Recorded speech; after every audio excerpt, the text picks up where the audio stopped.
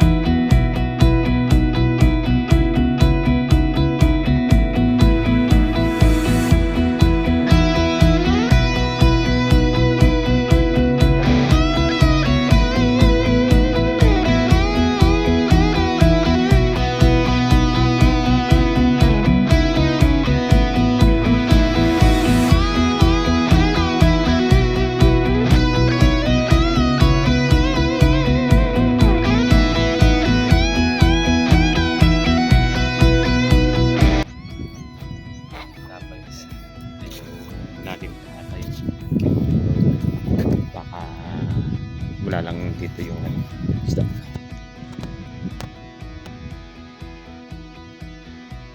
Katong na dito guys para wala kasi akong pang rock or nilalagay sa leg. Kaya hindi ako makapag-video ng habang nag-fishing. Guys, update ko na lang kayo.